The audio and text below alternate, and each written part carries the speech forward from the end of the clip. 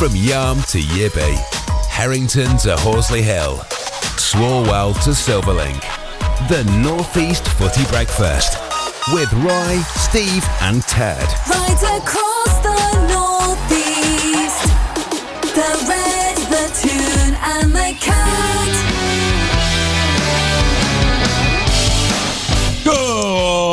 Good morning, everybody. Morning, everyone. Morning. How we doing? Morning. Happy Thursday. Welcome to the North East Footy Brekky Show. You're joined by Rye down in Australia. Stevie, good morning. Morning, mate. You okay? Yeah, doing well, mate. Yourself? Very good. And Daz on the buttons. Morning, Daz. Good morning. Happy Thursday. Nearly there. Nearly at Friday. Thursday. Yeah, not wrong. And then we got a bit of football before an international break. Can you believe it? Remember when we were sitting here just before Christmas talking about the next international break? Oh, won't be until March. Yeah, miles We're here away. now. Yeah. This is it. Isn't that crazy? It's flying by. Well, we got a fantastic show for you today because we don't have Ted on board, and we always know the show goes a lot smoother with him not in the studio. Disclaimer alert, this is Rye's opinion, not mine. That was Steve's texting me, by the way. I was just reading that out. Today we've got a lot to talk about. We've seen a massive sort of, I guess, fallout between the Premier League and the EFL. Obviously, Premier League are talking about trying to keep EFL sustainable. The EFL and the Premier League met on Monday, but were unable to agree on a funding deal with the English Football League. Normally, Premier League teams are chipping in to help the Premier League teams that fall out of the Premier League down to the EFL and vice versa, but there is now concerns they won't agree on new payments. Premier League clubs have now been accused of making empty promises from the EFL. So that is a big one we're going to talk about today, the gap that is opening up between not only the teams but also the funding now. Scotland manager Steve Clarke wants tough selections to make in his squad for Euro 2024 after recalling 41-year-old goalkeeper Craig Gordon. Can you believe it? We're going to talk about that if you are a Scotland man as well. Get in touch with the North East Footy Breakfast Show this morning. Euros obviously just around the corner on that subject as well. I'm going to ask the lads who they think their best 11 is right now for England and a tip to where England will finish. The Guardiola-Klopp era is coming to an end. I want to ask the lads where that managerial rivalry stands between the likes of Fergie and Wenger, Mourinho and Wenger as well.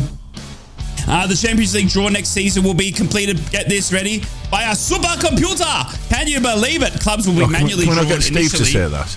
Yeah, go on, Steve. There we go. Listen, here it is. That sounds a lot better, actually. The clubs will be manually drawn initially, and then a computer will take over and select their 8 opponents for the 36-team league. Dodgy or good? Well, ask Steve about that one. He's had experience this year. Borough have a fair few contracts up for renewal in the next 12 months or so. A lot coming to an end in this summer as well. I'm going to go over a few and let you know who I would renew, who are not. And I'm going to ask the same of our boy Steve at Newcastle as well about a few contracts that are coming to an end there. And we're also going to talk about David Raya and how he was preparing for penalties and saying he has to be mentally switched on, and how Ramsdale refuses to be switched on. That and a lot more coming up on your North East Footy Breakfast Show. But as always, we start off with the 3 club headlines. We go across the North East and find out what's making news for your club this morning, Thursday, the 14th of March. Magpies and Proud. Mags News. Good morning, Newcastle fans. Although we've had no official confirmation from Newcastle United as yet, Craig Hope tweeted some positive news on the fitness of Anthony Gordon. On his X account yesterday, he said, "I'm told the early signs are that Anthony Gordon has avoided a serious knee injury and could yet be in contention for involvement with England and Newcastle United in the next 2 weeks." Fans will be hoping for confirmation of this positive news from Eddie Howe in his press conference on Friday morning. Excitement continues to grow amongst Newcastle United fans around Yankuba Minte, who's on loan at Feyenoord this season, as his purple patch in front of goal continued at the weekend. The Gambian winger slotted home his 4th goal in 6 games to help Feyenoord record a 3-0 win, to leave Toon fans wondering whether he may be given a chance to ply his trade in the Premiership next season. And Newcastle United invited fans to St James's Park this week to discuss their concerns about their match day experience. This is the second event of its kind in the last 2 years. Some of the potential changes discussed including improving the club's PA system, changing the pre-match music playlist. There was also calls for half-time entertainment to return on the St James's Park turf. On the concourse, ideas regarding food and beverages were discussed, including cheaper prices and more alternatives to those eating or drinking before home games. Plenty of supporters also felt strongly about half-time queues at kiosks around the ground. That's all of your Newcastle United headlines on Thursday, the 14th of March. Smoggies and proud. Borough News. Good morning, you beautiful Borough fans. Happy Thursday. Middlesbrough's recent good form could be rewarded in the shape of a big opportunity to pile the pressure on their championship playoff rivals this weekend. We entertain Blackburn Rovers at the Riverside on Saturday, knowing that rivals Hull City and Coventry will be powerless to prevent Borough from creeping ever closer to them in the race for a playoff spot. Coventry will be preoccupied by the small matter of a Midlands Derby FA Cup tie against Wolverhampton Wanderers, while Hull City will have their fixtureless weekend. Norwich City, who lost 3-1 in controversial circumstances to Borough, recently also sit above us at the moment, but face a tricky away trip to Stoke City. Even if they beat them, the Canaries still have some difficult games to navigate as we approach the business end of the season. Can you believe it, Borough fans? Michael Carrick also says a decision will be made eventually on Luke Ayling's longer-term future at the Borough, but doesn't feel the need to rush. Michael Carrick said there's a few players coming out of contract in the summer. We need to sit down and discuss that, but not right now. Now we'll be focusing on the games and the run ahead, and their boys are all adults, and we know we will talk about it at some time. Ayling is spending the rest of the season on loan at Borough from Leeds United, but will be a free agent in the summer with his lead contract up and a decision already taken not to negotiate any extension before his January move to the Riverside. And just finally as well, the Borough will be in action on Saturday, but there is a big food bank drive. Check out the 12th Man on your social medias to get involved with that. They're running a charity event where you can get involved and raise some much needed funds. That is all your Borough headlines. Mackems and proud. Black Cats News. Good morning, Sunderland fans, and welcome to Thursday. Alex Neil has offered his most candid assessment of his controversial exit from Sunderland yet, saying his departure was rooted in the club's decision not to offer him a new contract in the wake of promotion to the Championship. Neil left to join Stoke City shortly after the Championship campaign had begun, and he said that he felt really wanted by the Potters.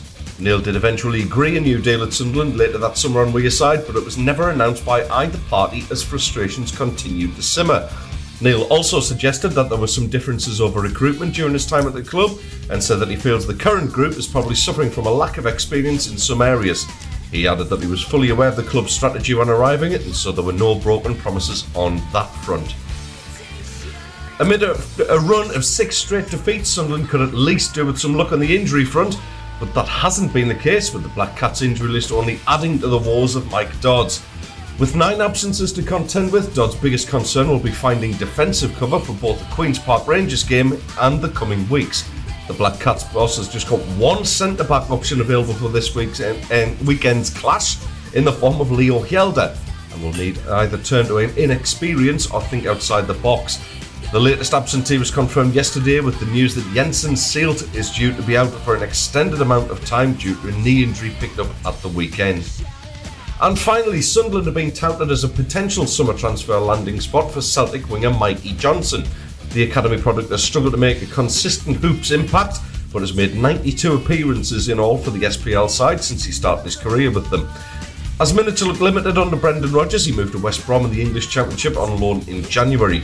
Pundit Carlton Palmer claims Sunderland are the ideal destination, saying Mikey Johnson has continued his flying time at West Brom since he joined on loan in the January transfer window, netting his 6th goal for West Brom in their latest win. He's had a fantastic time since joining from Celtic on loan. Yes, a lot of clubs will be taking note of the way he's playing, so you'll be looking at clubs who will be looking at players moving on. Jack Clark will be moving on, and people will be looking at Mikey Johnson as a possible replacement. They are your Sunderland headlines. From Yarm to Yibby, Harrington to Horsley Hill, Swarwell to Silverlink.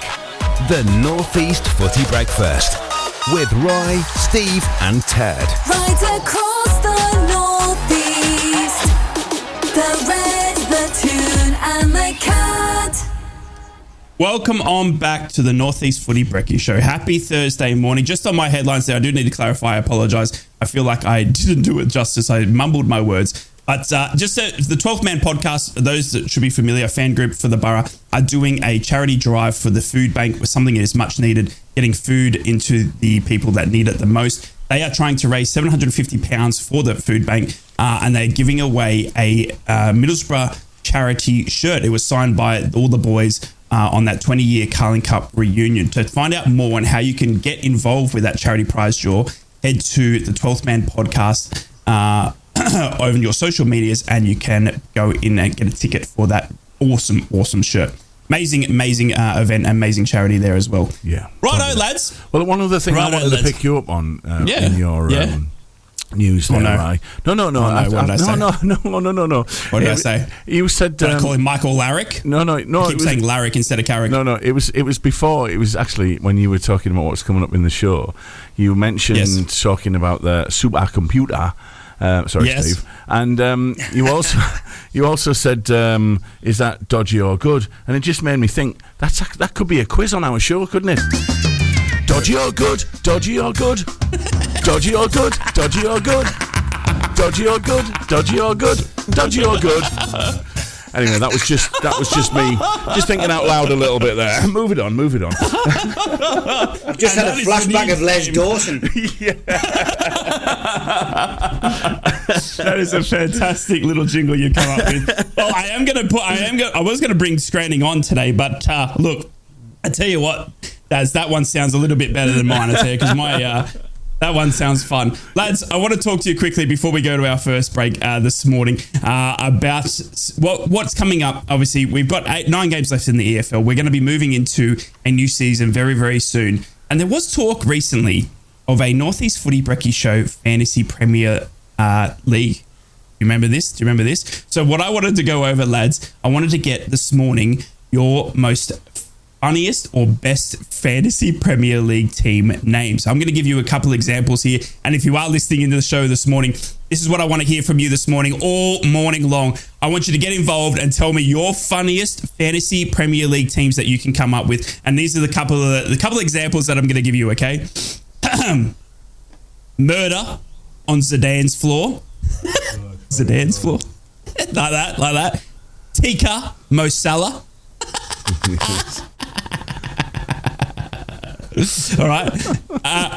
Enter Milan instead of Milan. Oh wow. That's a bad one, isn't it? Yeah. Oh, this one's for you, Steve. This one's for you. 360 no Pope. 360 no Pope. Hey, 360 no scope, but it's 360. Yep. This next one, Gangsters Allardyce. Hey, instead of Gangsters Paradise. Yeah. Like that one. That one tickled me. All right. Clops and Robbers. Hey, Clops and Robbers. Good like one. that. Yeah. Absolutely Fabregas. Like that one. Yeah. So get in touch with the North East Footy Breakfast show this morning. Tell me your funniest fantasy football names. Lads, have you ever played Fantasy Premier League? Steve, have you? Do you get involved? No, you don't get involved with the fantasy. Daz, do you? Nah. Yeah, well, I'll tell you what. I'm a bad loser. Yeah. I'll tell you what I do. Every August, I sit down with my boys, and my boy goes, "Oh, Dad, we've got to do a fantasy league with our pals and stuff. Pick your team," and they go, "Dad, the deadline's tonight. Dad, the deadline's in 5 minutes." So 5 minutes to go. I pick my team. I think, oh yeah, that'll do. And then I don't look at it again until the end of the season. And the boys had said to me a couple of weeks ago, "Dad, you still got Kane in your team?" That's brilliant. I got That's very good. I did write a little list down, which obviously I had to Google it because it's not something I'm used to doing, right? But I as a Queen fan, I did like this one. AC, a little silhouette of Milan. Oh, good. Oh, very good. Oh, that's good. That's very good. Obviously, I did a horror film recently called Alice in Terrorland, and I found this one, Alice in Wonderland. Yeah, excellent. Yeah. Like that one. That's Obviously, we good played Wolves the other week, right? Yep. Back of the netto. That's good. I like that. And I do like some protein in my diet. So how about some of course. beans on toast? Yeah, Baines on toast. Okay, like that. Good way to start your day. Yep. Yeah. But there's quite a few out there. I've got one more, one more. Crouch potato. Yeah, very good. Yes. Yeah, I like that's that one. very good. Yeah, that's very good. I've got this one for you, Steve. I reckon that we could name you, and because you said you don't like losing, it's Isaac at this game. I like it. Yeah, that's good. Isaac that's good. at this game. I saw a couple. That's about what the fact. Yeah, I saw a couple as well. Absolutely Fabregas, which I thought was good. Yes, that's a good one. Yeah, Crystal Phallus, which I know. This time in the morning. I know exactly. Yeah. Neville wears Prada. Yes. And one flew over Lukaku's nest. They were the best ones that I could see. So, that's a good one. Yeah. That's a good one. No, well, if you've got any more out there, ladies and gentlemen, please get in touch with the show this morning. I want to hear the funniest fantasy football league names you can come up with. How do they get in touch, Dazzy boy? Via the WhatsApp, it's 0330 043 2002. I've just seen Earth, Wind and Maguire, which just tickled me as well. You can smack my clit up's another one. Whoa, jeez, that's okay. I like that. Yep, we got there in the end on that one. You can get in touch with the WhatsApp at any time during the show. 0330 043 2002. Love that. These are so good. These are so good. Mates are sending me. You better check yourself. Madison Avenue. Oh, it's so good. Yeah. These can go on forever. Please get in touch because I love these. These are absolutely classic and very, very clever. Very, very clever. Do you reckon we could do a fantasy Premier League next season, lads? Do you reckon we should do it? North East Footy Breakfast Show Fantasy Premier League? Yeah. Get the listeners involved. As a collaborative. Yeah, not as an individual thing. I won't do it. Okay. All right. We'll do it as we'll put in like our own team. Us three can manage it. And because we're not Premier League experts, so we're going to need some help there, Stevie boy. But I think we should put it in, and we might get the ladies and gentlemen that are listening across the world to get involved. We might have a fantasy football league for you to join at the start of next season. So stay tuned for that, and make sure you're following the Red, the Cat, and the Toon on their socials, because we'll probably put that into the off season. I think that'll be an excellent way to get everyone involved. But just so you know, Steve won't be playing. It'll be managed probably by not by me. If you want the same team all season, then don't ask me. All right. Tinky, Winky, Dipsy, Lalana, and Poe. That was another one there. Jeez, that's a good one. That's a good one. Righto, we'll be right back with more football after these short messages. From Wickham to Whitley Bay, Stonygate to Shields, Doggy to Darlow Backlane, Steve, Ted and Rye.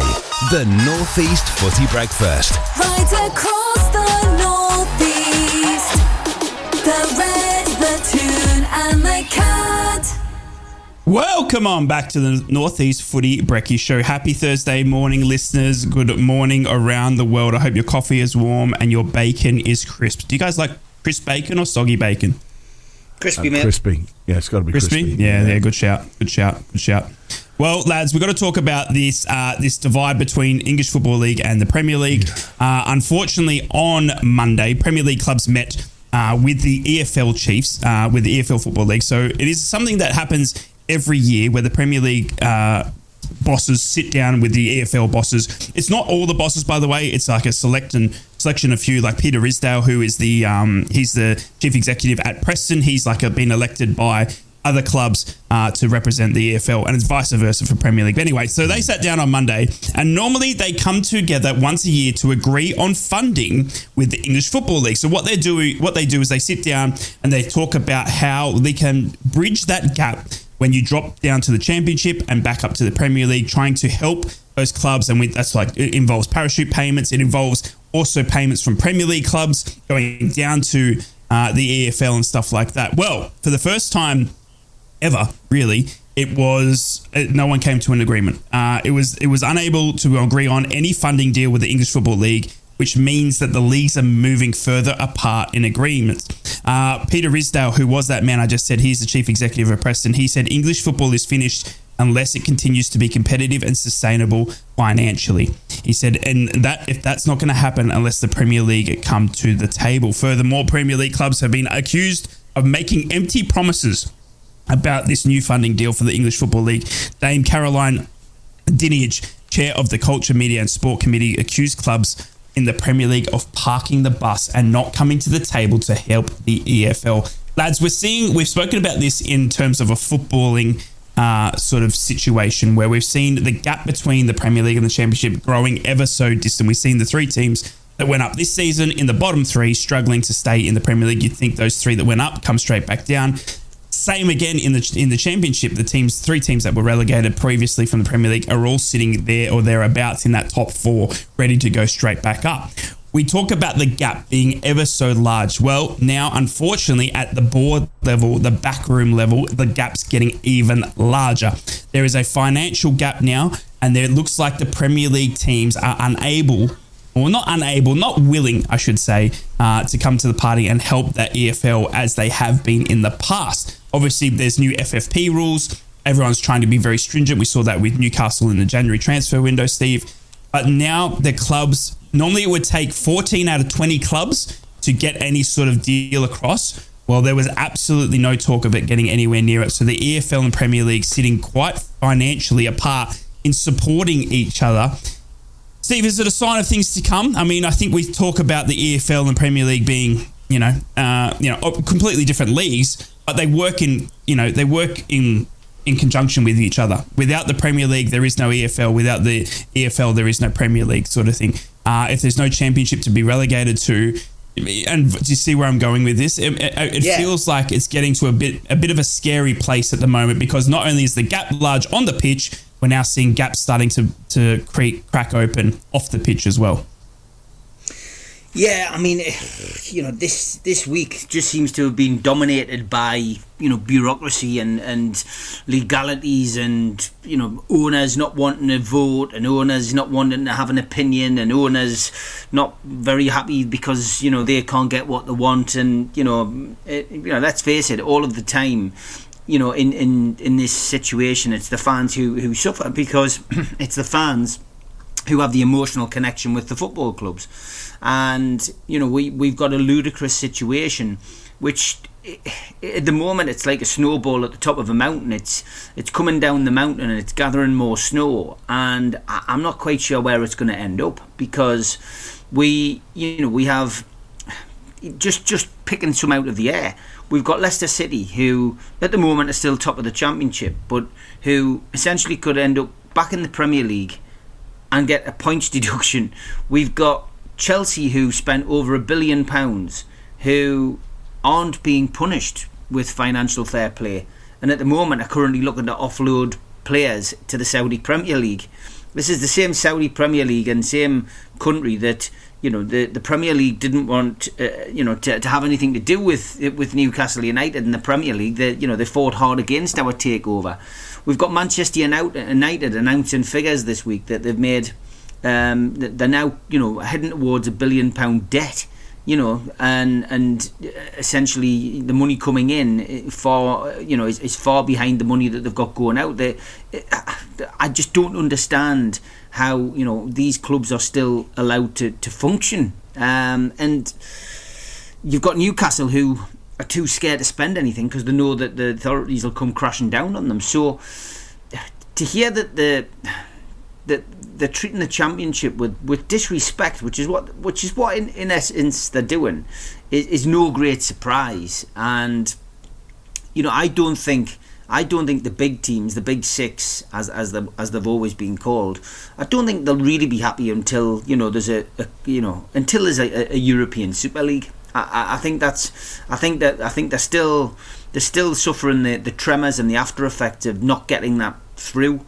I remember waking up that morning and just the absolute pandemonium and chaos that teams were talking about setting up the Super League and leaving the Premier League, and there are we've papered over the cracks for that. It's that's not been forgotten, and fans protesting against it I don't really think changed things massively. I just think clubs bottled it. I still think clubs want to do it. It's all about money, and it's all about these owners who come in and don't have any emotional connection with the clubs, and there's not many who do, with the exception of Steve Gibson, for example, at Middlesbrough. All of the owners who've come into clubs are, they've got no emotional connection to the area, and they don't care about what we want. They just care about money, and they care about what they can get out of the clubs, and how they can take things away from clubs. And it's sad, mate. It's sad. It's not great for football. I'm growing more and more out of love with the game as a whole because of what's going on. So yeah, very disappointing, mate. Very disappointing, and they need to treat the Championship with more respect, right? Yeah, no, it is a shame. In a statement, the Premier League clubs said that clubs have reconfirmed that there is a commitment to striking a deal with the EFL. The statement read that at a Premier League shareholders meeting today, clubs, although we had to postpone any discussions, we are dedicated to finding and developing a new league-wide financial system. We need to sort out what is happening at Premier League level, though, before we are able to go and help the EFL. So the Premier League trying to focus on their own backyard, i.e. that financial fair play, where the money's coming from before they start forking it out to the EFL. Daz, this kind of sent warning bells to me, because I spoke about it obviously in the lead up to the conversation as well. The scary thing for me is that the gap between the Championship and the Premier League on the pitch is quite large. Now, if we have chiefs, clubs, executives at league level failing to come together to agree on payment schemes, i.e. parachute payments, or Premier League teams helping those in the Championship, the loaning of, between players and stuff like that. If we start to see that failing, could we see all hell break loose without being too drastic? Yeah, I think so. This I'm with Steve on this. This just annoys the hell out of me. Them saying that let's just concentrate on the Premier League, get the Premier League right, before we can even think about those poor people down there in the Championship. Those poor teams down there who didn't do enough to stay in our blessed Premier League. Who didn't buy the right players or didn't do what was necessary to stay in the Premier League. Yeah, we'll consider them at a later date. Let's just focus on us. And I mean, I'm obviously being very cynical there. The Premier League do need to sort out what's going on in the Premier League around FFP and all this stuff. We know this. We've been saying this for months, haven't we? Yes, they do need to get their house in order.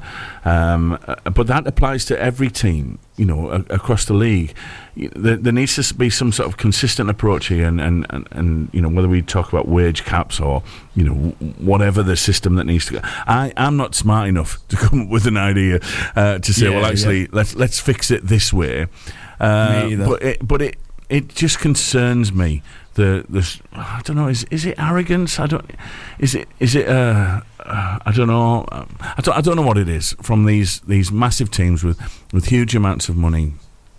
Not supporting the rest of the league. We have seen over the last year an unbelievable. I think it's a record amount of teams going under. A record number of teams being hit down with FFP. Newcastle are a great point. They're petrified of spending a penny in case it gets them into trouble. Now, next season will be different. We know that because of the corporate deals that have come in, etc., etc. But the whole thing is an absolute farce, and it's there must be. I was going to say, there must be leagues from other parts of the world looking in and laughing at us.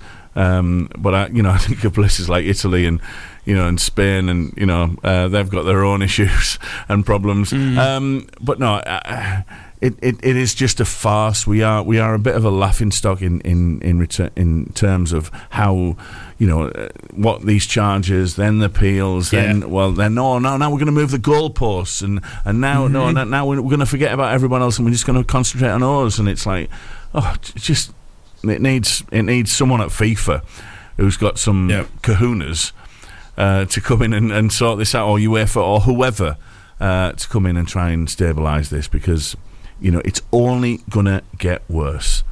And I know yesterday you talked about it on the show. harking back to the first £1 million player and Dave's story about Rodney Marsh, and one day someone will be a £50 million player. Can you believe that?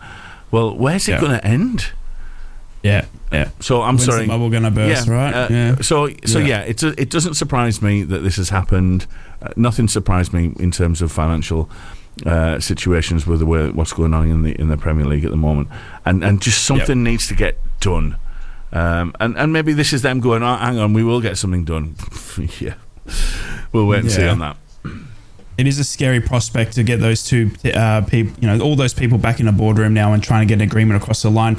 Lads, we saw it affect once again. Now, I don't know any other sort of league around the world that has as many teams that go into administration as clubs in England do. Clubs that are, fans that are losing their clubs. We saw the announcement overnight that Torquay United, do you guys remember Torquay United? Torquay United have gone into administration and were docked 10 points in the National League. They in the National League South after financial issues. Their owner, Clark Osborne, said last month he can no longer afford to fund the Devon club. The league rules say intending to appoint administrators is an insolvency event liable to a 10-point penalty, so they docked them 10 points. And they are now just sitting 1 point above the relegation zone. But there is a real big fear that Torquay United could be disappearing in the near future. They are very, very financially stricken and struggling on the pitch. I mean, this is what it leads to, lads. This is the scary thing for me, is that people are losing their clubs. I don't care if your team, your club is in the lowest tier in England. It's still your club. If Borough, for whatever reason, tomorrow were to absolutely fall apart and we were to be relegated into National League South, whatever it may be, it's still my club. I still follow them. I still will be supporting them day in, day out. But can you imagine your club falling that far down to a point that you could lose them altogether, to the point where they have to dissolve because of the financial stress of this English game is causing on teams? That's the scary thought for me. And that's the thought we were talking about yesterday, is when will this bubble burst? Well, I tell you what, the bubble's bursting for a few clubs across England right now. And case in point, Torquay United, lads. So it's a scary, scary thing for me and a scary proposition, that's for sure. And I think we need to start looking at it quite quickly and start getting some funding across all English leagues. And we need to be doing that quick, smart. Yeah, we've got a couple of WhatsApps in on the situation. If that's okay. Who's this? Matty's been in touch. Morning, Matty. Loving the show every weekday. Do you think that broadcasters like Sky and TNT should be worried that Netflix have got into the live streaming business, for example? They've just given WWE $5 billion deal for one of their flagship weekly shows and monthly pay-per-views with Mike Tyson, Jake Paul fight. Do you think it might be? Do you think if a massive offer comes in for the Premier League and EFL rights, they'll take it? And would it benefit the fans? And Netflix could schedule and put back games on as well. I mean, a monster like Netflix getting involved in the game. We've seen Amazon over the last couple of years getting into it. Do we think that one of the live streaming giants may dip their water again in this, or would that be a positive thing for clubs? You take that one, Stevie. Yeah, I think it always goes to the highest bidder, doesn't it? Yeah. And it's as simple as that. If you go to you go in with the highest bid, then you get it. I've often felt that Sky were losing their grip on potentially streaming all these games, and at some point we will see a new channel come in. It could be anybody. You mentioned Netflix, but it could be any big country, any big company.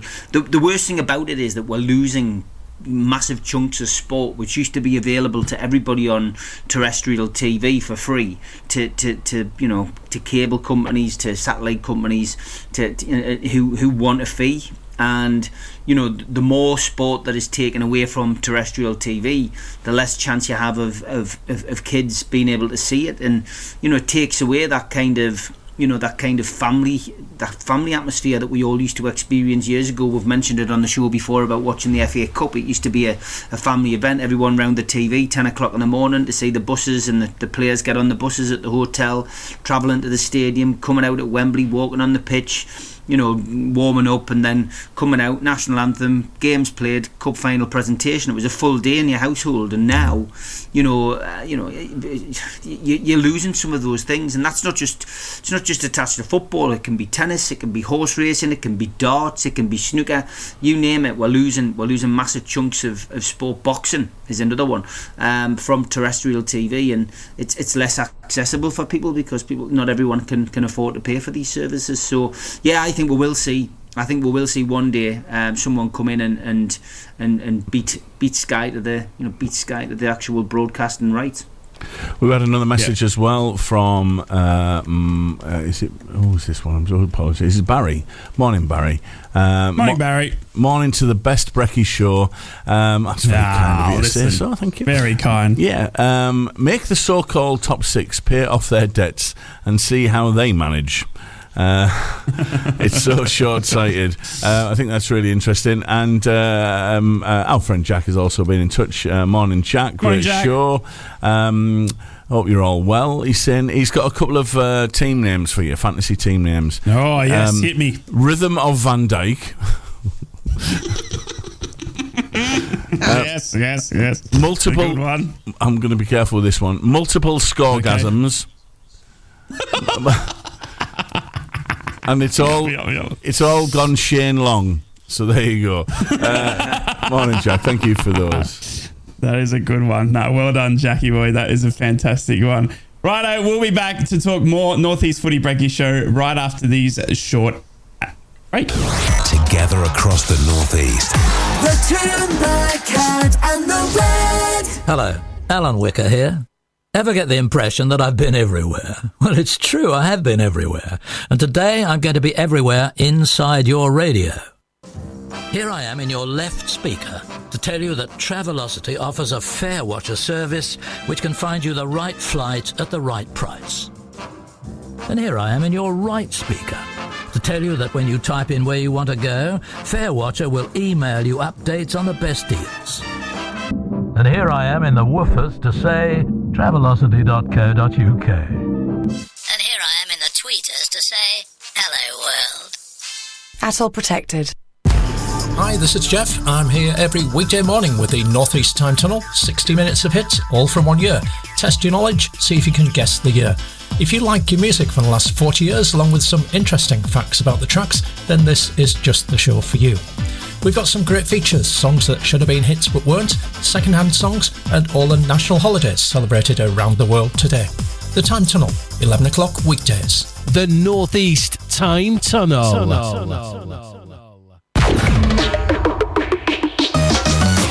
From Yarm to Yibby, Harrington to Horsley Hill, Swarwell to Silverlink. The North East Footy Breakfast with Roy, Steve and Ted. Right across the North East. The Red, the Toon and the Cat.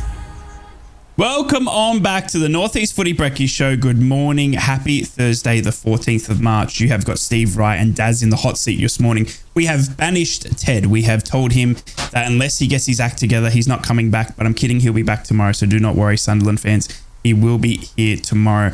We've got to talk about Sunderland as well because there's a few contracts coming up for grabs as well. We're going to cover that probably in the next hour. We've just been talking, lads, about the gap between the EFL and the Premier League, the financial state that it is in. And unfortunately, the gap seems to be getting a bit larger there.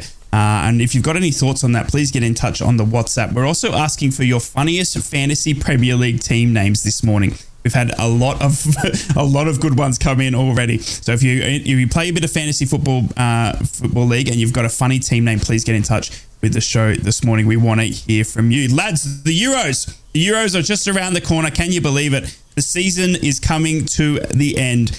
We are almost at the end. We got 9 games left in the Championship. The Premier League at its tail end as well. Before we know it, it'll be Euro time. And lads, it is time to get serious. Is this England's best chance? Now, as an Australian, the Euros, look, I'm going to get on board. I'm going to say I'm a token Englishman this Euro trip. I'm going to get back on the Southgate bandwagon, and I'm going to say he's bringing it home. I think England in their best chance ever to go and do an absolute fantastic job at the Euros. And lads, I want to know from you, Daz and Steve, this morning, your best 11 right now for England. If you've got any say on this as well, get in touch on the WhatsApp. If you think we get it wrong, then please get in touch. Now, I'm going to start it off here, boys. I'm going to give you my best English 11 right now that I think they should take to the Euros. Okay, you ready? Yeah.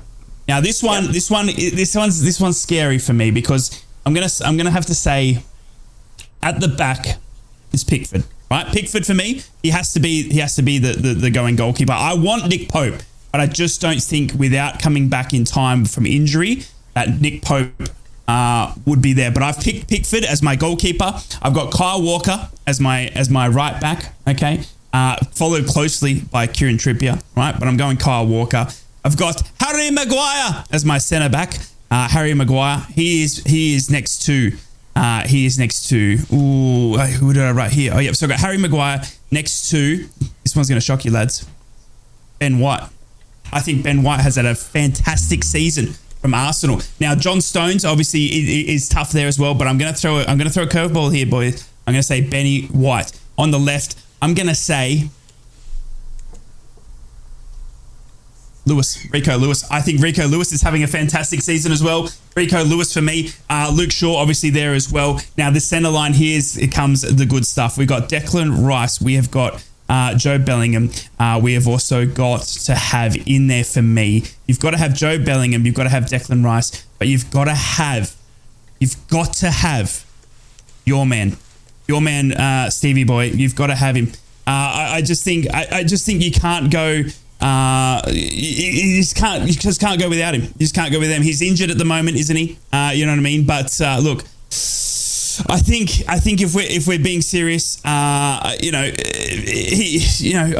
name's gone for me, by the way. But I'm trying to think of Anthony Gordon. My goodness, I can't believe I didn't think of that. I was trying to write it down. I'm so sorry. I was struggling with it. Anthony Gordon for me has to be in this Euro squad. He has to be playing behind Harry Kane for me. Right, you have to have Joe Bellingham in there. Right, you have to have Anthony Gordon up there as well. Phil Foden as well for me, lads, and then obviously Harry Kane up front. On the sidelines of him, I would have Saka and I would have Jack Grealish as well, lads. Your English 11. I know I butchered that. I was trying to think of Anthony Gordon, but I just think he needs to be selected here. He's had a fantastic season. If fit, Anthony Gordon is my surprise package for the English Euros trip this Euro tournament. Stevie Boy, who is your England go-to 11 to have a successful Euro tournament?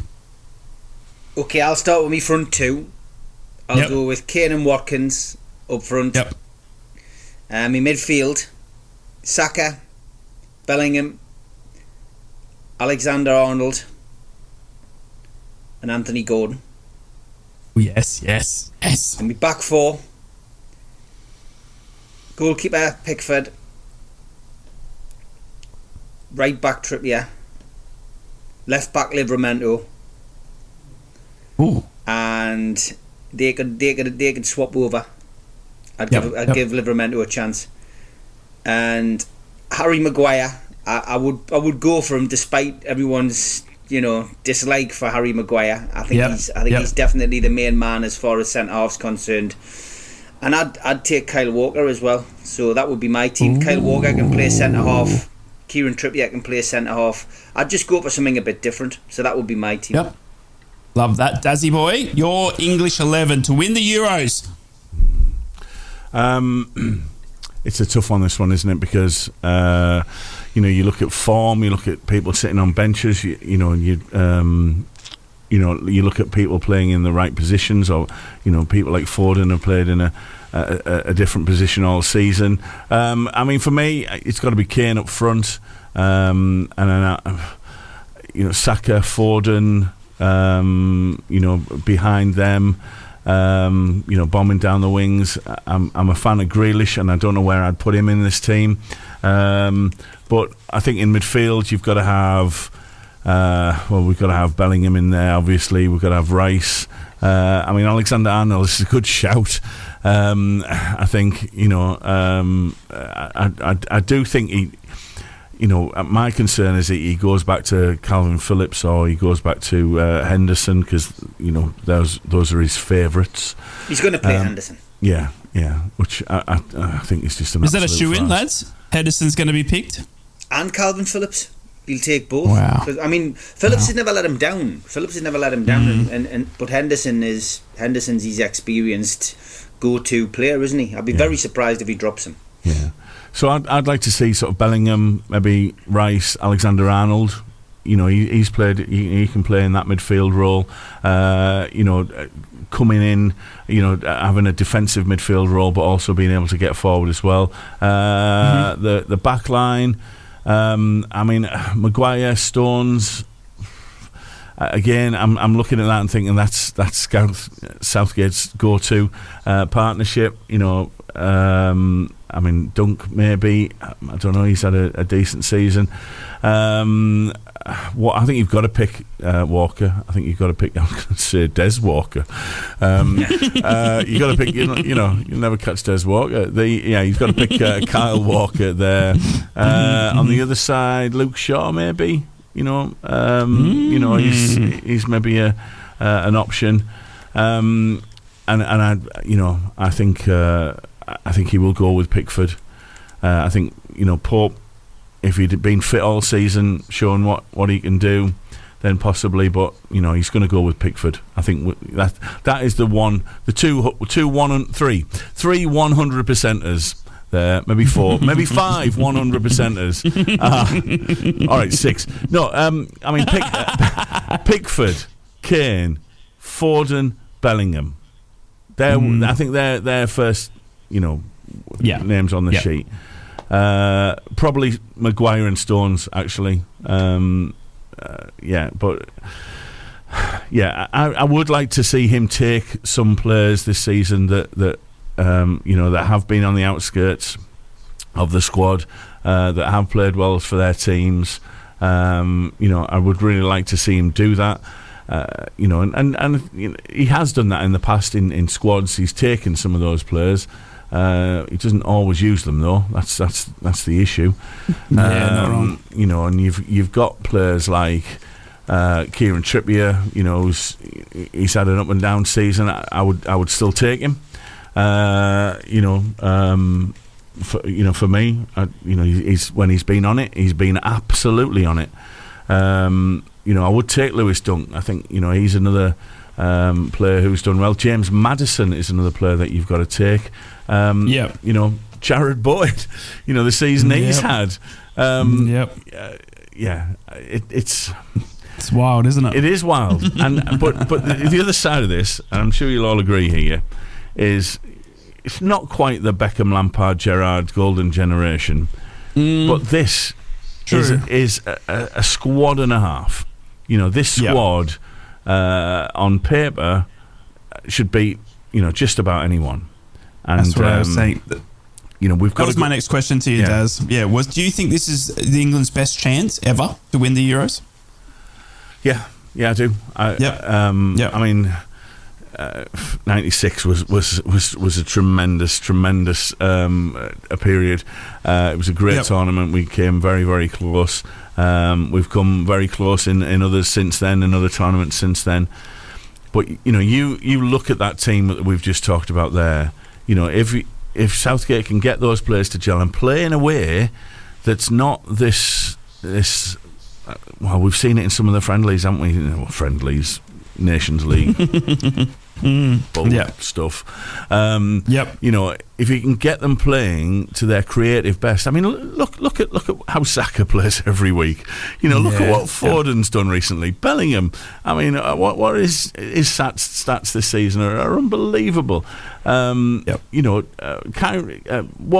Trippier. You look at what a season some of these players have had, and when they're on their top form. If you can get them all going for it at the same time, all gelling together, everything coming together, I think we've got a really, really exciting chance here. It's a strange one, Daz, because you've just done what I did, and have done on the show before, and you always talk about Euro 96, and you know, we mentioned Terry Venables yesterday, and you know, I put him in my top three. He's joined second with Sir Bobby as a manager, but Gareth Southgate got us to the final in 2020. You know, and that never really gets mentioned. And it was a chance to not equal what Sir Alf Ramsey done, but it was at Wembley. England drew 1-1. We lost 3-2 on penalties. A dreaded penalty shootout again for England.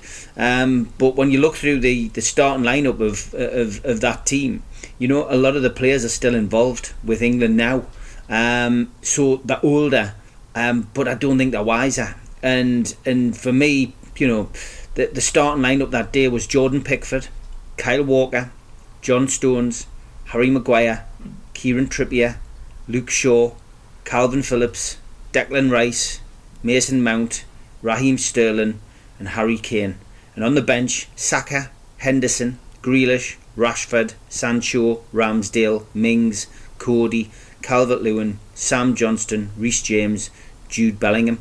So there we go. I mean, my starting lineup's got a couple of surprises obviously in there, Anthony Gordon and Tino Livramento, but the rest of my team were all involved in the final 4 years ago, lads. So if the team wasn't good enough in 2020 to win it, the team's not good enough now to win it. That's what I would say. I think other teams have got younger squads and have got more opportunity. We even had home advantage that day, and we didn't make it count. So for me, I think it's a no. I think we'll qualify from the qualifying stages. I think we'll go out in the knockout stages. So yeah, that, you know, I just think he hasn't promoted youth as he should have done, and I think there'll be a lot of responsibility lies on Bellingham's shoulders. Yep. I think it's going to be interesting. Yeah, it's going to be interesting. So England have got two friendlies in the March 23rd and March 26th, both at Wembley. They'll be taking on Brazil and Belgium. You would think it's the last chance to impress Gareth Southgate before Euros. It probably will be. We then see a friendly at St James's Park in Steve's backyard against Bosnia-Herzegovina, and Iceland again at Wembley before Euro kicks off their first match against Serbia. A couple of names that I want to throw to you, lads, and I just want a quick yes. Probably just give me a quick yes or no if they should be in the squad or not, because there's a few names here that are tossing up whether they will make the squad or not. And it's a couple of interesting ones, and I just want to get your feedback. And again, on the WhatsApp, you can get involved and let me know. The first one that I'll get a yes or no from you, Daz, is Cole Palmer. Yes or no for England? No. Not Stevie good enough. Boy? Sorry. No, definitely not. Anthony Gordon. Obviously, yes. I'm going to say yes. Yeah, me yes, too. Three yeses there. Joe Gomez, Liverpool. Ooh. Can fill in at right back, left back, and centre back. Could he be vital to covering? I haven't seen enough of him. Okay. So I'm going to say no. I mean, I can't remember how many man squad. You know, I mean, someone who like Gomez, who does have that flexibility of playing anywhere across the back. You know, who knows in tournament football what happens? You know, there's injuries, there's, you know, suspensions, there's all sorts of things going on. So in terms of cover, he would be a possibility for me. Mm-hmm. Okay, this one's going to throw you. Jared Branthwaite. We spoke about him in a £70 million move not. Potentially to Man United. Not. He's been starting for Everton. Yes or no? So no for Stevie, obviously. Daz? No. Jared Branthwaite, no. Ivan Toney, lads. Ivan Toney. Possibly. Coming back after the betting allegations. He can be a wild card, definitely. Look, the kid's a decent striker. He takes a good penalty. Yep. And I'd say he deserves a chance, but not ahead of Ollie Watkins. Ollie Watkins has had the season of his life this season, and he's a polar opposite to Harry Kane. Callum Wilson should be given a chance if he was fit, but unfortunately that boat sailed now. I would say Ivan Toney. Yeah, he can create havoc, I think, in the Euros if he was given the opportunity. Yeah, I mean, he's played alongside Kane a few times, hasn't he? Before he was banned. If the dreaded thing is if Kane gets injured, isn't it?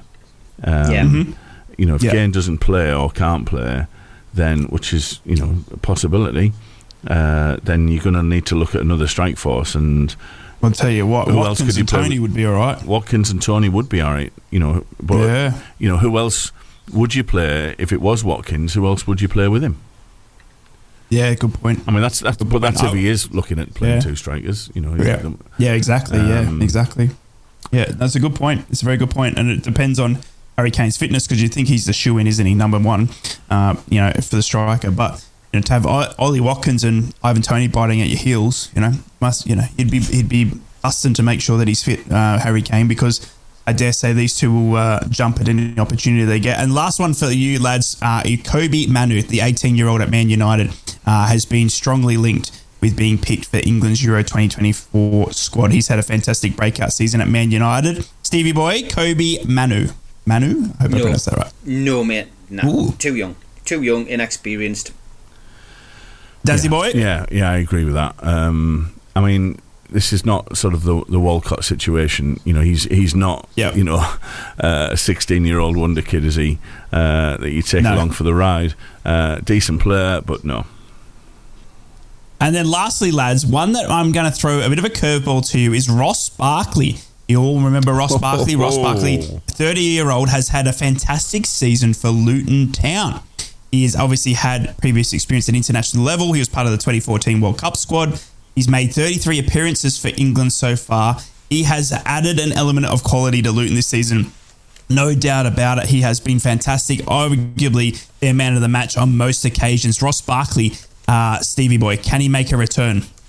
No, definitely not. I don't think they would take a gamble on him. His injury record's horrendous, and he's done well. He's had a good season in a poor team, but no, definitely not an England recall. But wouldn't surprise us if Gareth Southgate brought him back as cover for Jordan Henderson. And Dazzy boy, Ross Barkley, how do you feel about that one? He's had a good season, hasn't he? He's I don't know. No. No. I'd rather have him over Henderson. Yeah, I think a lot of people would, right? A lot of people would. But yeah, no, not for me, thanks. Okay, fair enough. Well, there you go. There's our prediction for England into Euros. We'll be covering a lot more Euros as we get closer to that. Right after the break, we're going to go and have some news and some music. But right after the break, stay tuned, because we're going to talk about Scotland picking a 41-year-old, the Guardiola v Klopp era coming to an era, Champions League draw switching to supercomputers to choose their things. And we've got a fair few contracts up for grabs at Borough, Newcastle and Sunderland. We're going to get the ideas from the lads on who they would keep and who they wouldn't renew. All that and more straight after this. From Yarm to Yibby, Harrington to Horsley Hill, Swarwell to Silverlink. The North East Footy Breakfast with Roy, Steve and Ted. Right across the North East, the Red, the Toon and the Cat. And you can get in touch with the show at any time via our WhatsApp. It's 0330 043 2002. We'd love to hear from you this morning. More North East Footy chat right after this. Some Spandau Ballet. Good morning.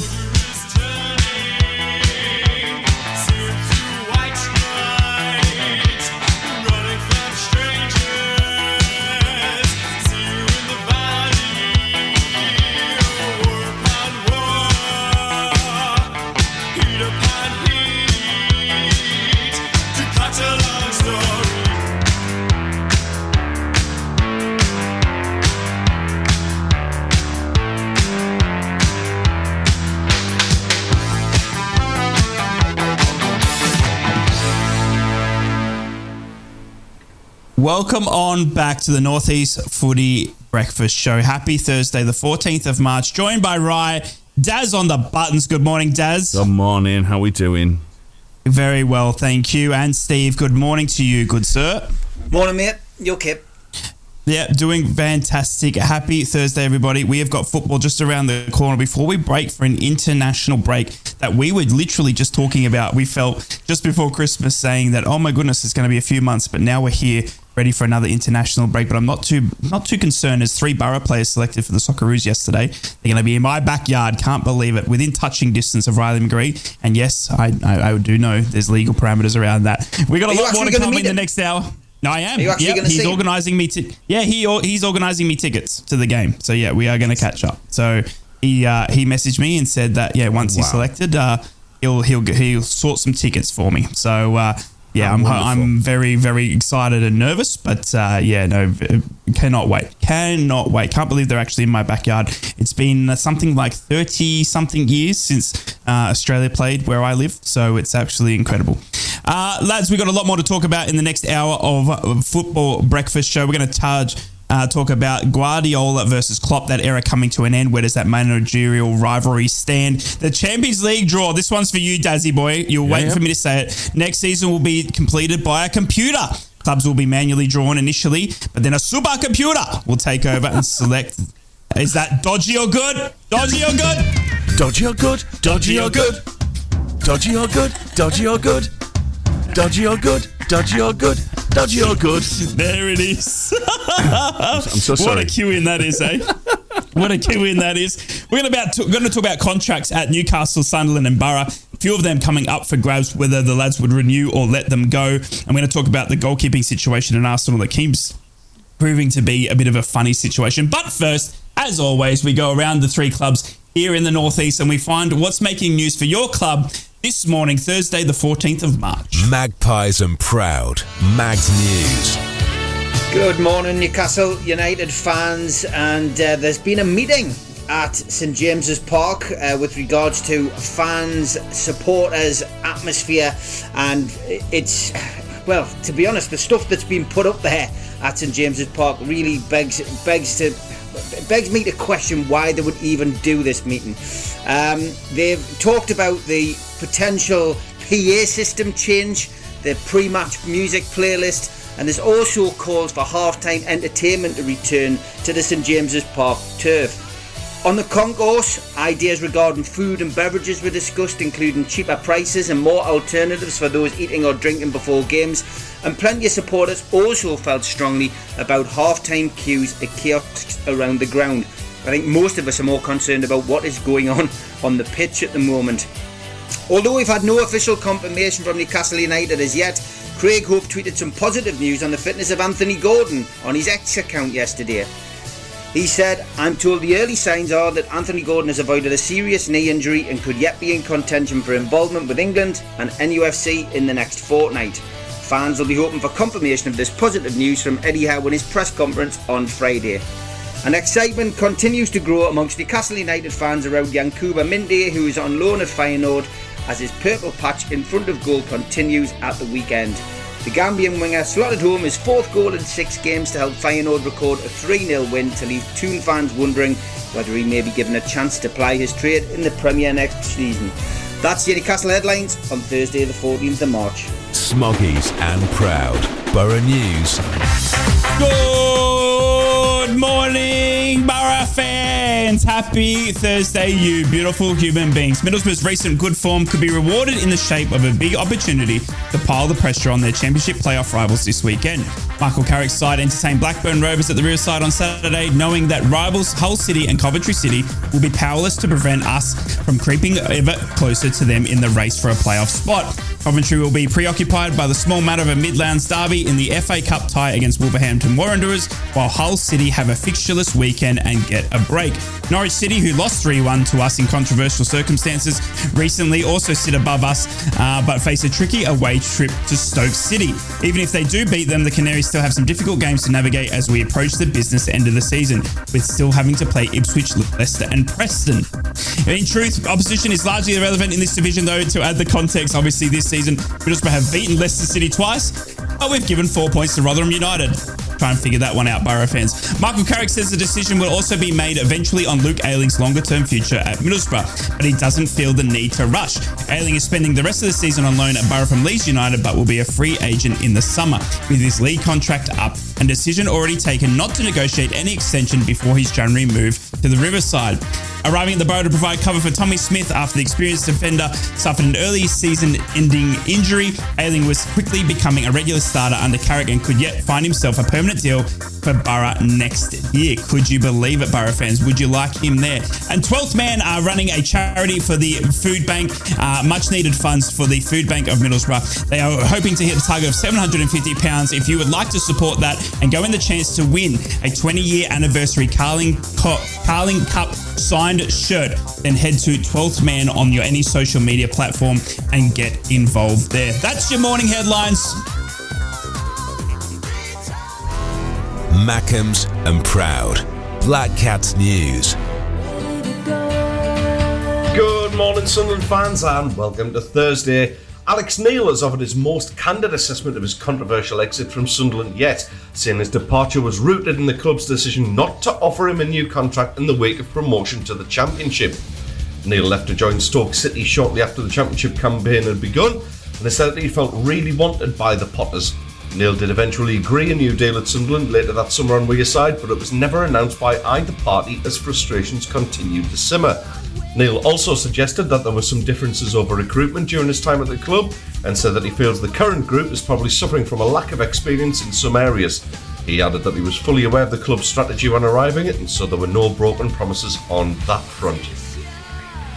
Amid a run of 6 straight defeats, Sunderland could at least do with some luck on the injury front, but that hasn't been the case, with the Black Cats injury list only adding to the woes of Mike Dodds. With 9 absences to contend with, Dodd's biggest concern will be finding defensive cover for both the Queen's Park Rangers game and the coming weeks. The Black Cats boss has just got one centre-back option available for this weekend's clash in the form of Leo Hjelde, and will need either turn to inexperience or think outside the box. The latest absentee was confirmed yesterday with the news that Jensen Seelt is due to be out for an extended amount of time due to a knee injury picked up at the weekend. And finally, Sunderland are being touted as a potential summer transfer landing spot for Celtic winger Mikey Johnson. The academy product has struggled to make a consistent hoops impact, but has made 92 appearances in all for the SPL side since he started his career with them. As minutes look limited under Brendan Rodgers, he moved to West Brom in the English Championship on loan in January. Pundit Carlton Palmer claims Sunderland are the ideal destination, saying Mikey Johnson has continued his flying time at West Brom since he joined on loan in the January transfer window, netting his 6th goal for West Brom in their latest win. He's had a fantastic time since joining from Celtic on loan. Yes, a lot of clubs will be taking note of the way he's playing, so you'll be looking at clubs who will be looking at players moving on. Jack Clark will be moving on, and people will be looking at Mikey Johnson as a possible replacement. They are your Sunderland headlines. From Yarm to Yibby, Harrington to Horsley Hill, Swalwell to Silverlink, the North East Footy Breakfast with Roy, Steve and Ted. Right across the North East, the Red, the Toon and the Cat. And we are back with the messages that we've received this morning via our WhatsApp. You can get in touch with the show at any point on 0330 043 2002. Matty's been back in touch and he's starting with an apology. I'm sorry, but it's not coming home for Southgate. You will see today he will have Henderson, Maguire, Phillips, who've been absolutely awful. West Ham. We've dodged a bullet signing him for Newcastle.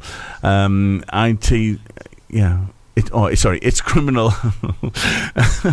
It's criminal. I know. But it's in capitals. He's put it in capitals. Bless him. He's thrown him. Yeah, it's criminal how we are waiting for a golden opportunity to win a trophy. Yeah, he's right, isn't he? So thank you for that. And our friend Daniil has also been in touch. Morning show. Morning show. Hey, give me a head a shake. Morning, gents. Top show. My thoughts on today's topics. The disrespect shown to the EFL, bang out of order. It's a great league and exciting. Fantasy Football League team name, Real Madras. And Jared Bowen should be on the plane. Pick players in form, and he certainly is. Jared Bowen. There you go. We mentioned him briefly. Would you take him, Steve? He's done all right, yeah, but I think there's better players than him. So the answer would be no in my squad selection. Yeah. Ooh. Okay, there you go. Well, we've had a few more get in touch with us as well about the best fantasy football team names as well. I put the call out this morning to get in touch with the Footy Breakfast show, of telling us your favourite or funniest fantasy football team names. This is from the Holgate Ender, who is a big fan of the show, always supports us on the X or Twitter for those playing at home. He's got this one, Parmo Kink, I like that one. Parmo Kink instead of Tarmo Kink. I love that one. Cheese McLaren. Cheese McLaren, like that one. And Eel Cox. Got to be careful with that one. But no, they are so fantastic fantasy Premier League names. If you have any more fantasy Premier League team names or team names in general for your fantasy teams, get in touch with the Footy Breakfast show. We'd love to hear from you this morning. It would be fantastic. Daniel's been in touch as well. He's got Jar of Heart. And also, I like this one, Stranger Mings. That's a good one, isn't it? I like that. Well done, Dan. Thank you for that. Oh, that is good. No, that is very good. Some people are so clever with these, aren't they? Yeah. Botman and Robin. Hey, Sven Botman and Robin. Oh, yes. Yeah. I like that. Backstreet Moyes. Backstreet Moyes. Backstreet Moyes. Yeah, that is good. Yeah. I like that one. That was a good one. What else do we have? We heard Crouch Potato earlier from you, Daz, I think it was. Or was that you, Steve? Oh, my goodness, that was a good one. Yeah, love that. And the best one I've heard this morning is you better check yourself. Yes. You better check yourself. I love that. That is so good. So make sure you get in touch with the North East Footy Breakfast show. Lads, we've got to talk contracts. Contracts are a big situation here for the Borough.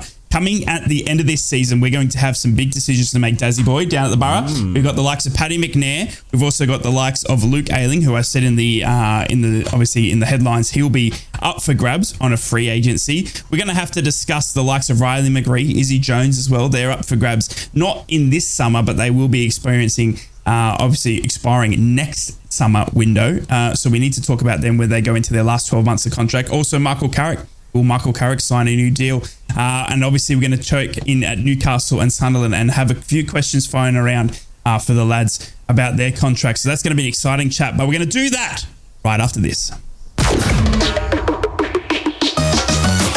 From Wickham to Whitley Bay, Stonygate to Shields, Doggy to Darlow Backlane, Steve, Ted and Rye.